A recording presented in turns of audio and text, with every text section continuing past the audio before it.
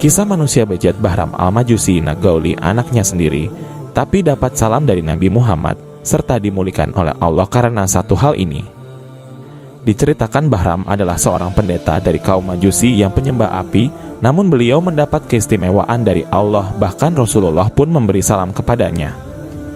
Lantas bagaimana mungkin seorang pendeta dari kamu penyembah apa yang jelas-jelas telah mendoakan Allah atau musyrik, malah mendapat ridho dari Allah dan dititipi salam oleh Rasulullah?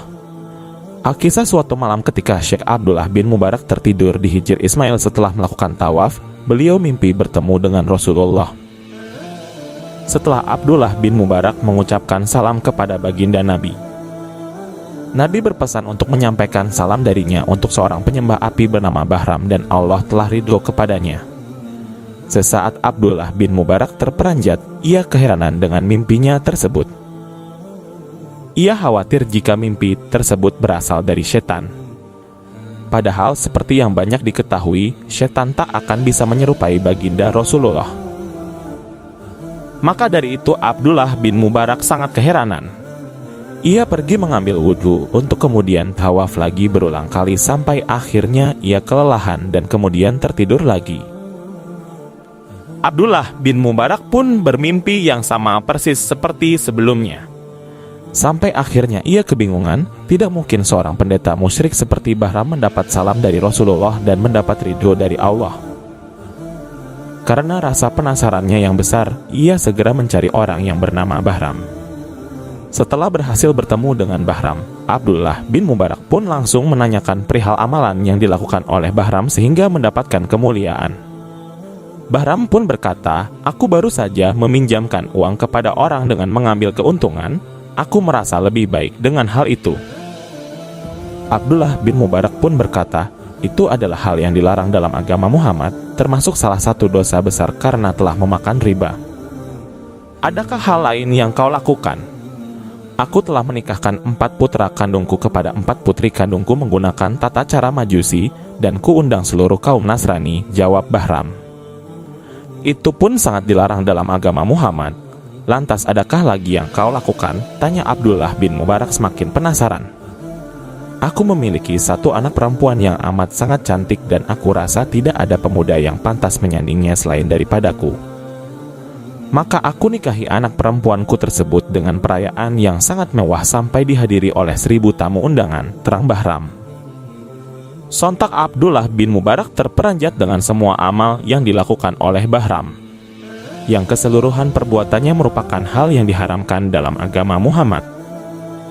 Seperti menjawab keheranan Abdullah bin Mubarak, Bahram pun dengan hati-hati bercerita tentang pengalamannya ketika bertemu dengan seorang muslimah yang masuk rumahnya untuk menyalakan obor di saat Bahram sedang menggauli anak perempuan yang telah menjadi istrinya. Namun anehnya, ketika Bahram keluar untuk mengecek obor tersebut, muslimah tadi langsung mematikan obor yang dinyalakannya, selalu seperti itu sampai 3 kali berturut-turut. Bahram pun curiga kepada perempuan muslimah tersebut, hingga ia mengikuti muslimah tersebut sampai ke gubuk tempat perempuan muslimah tadi tinggal bersama anak-anaknya. Sesampainya di sana, Bahram mendengar isak tangis anak-anak yang kelaparan dan menanyakan makanan kepada ibunya. Mengetahui kondisi tersebut, saya merasa kasihan. Lalu saya kembali ke rumah, mengisi sebuah tempat dengan berbagai makanan untuk saya antarkan kepada muslimah dan anak-anaknya tadi. Maka jelas sudah bahwa hal inilah yang membuat Bahram disalami oleh Rasulullah dan diridhoi oleh Allah. Saat itu juga Abdullah bin Mubarak menjelaskan kepada Bahram perihal mimpinya bertemu dengan Rasulullah. Dan seketika itu juga Bahram mengucap syahadat lalu kemudian meninggal dunia. Dari kisah ini kita dapat mengambil beberapa pelajaran. Yang pertama yaitu, sedekah dapat menjauhkan kita dari api neraka. Kepedulian sosial dapat menjauhkan dari hal yang sial. Hal ini merupakan perkara sepele, namun dapat membantu banyak orang. Terlebih ketika sedekah yang kita keluarkan tidak diketahui orang banyak atau bisa dikatakan ikhlas. Kepedulian sosial yang dilakukan Bahram telah menolong 1 keluarga dari kelaparan, dan Allah melihat hal tersebut. Maka dari itu Allah telah ridho kepada Bahram.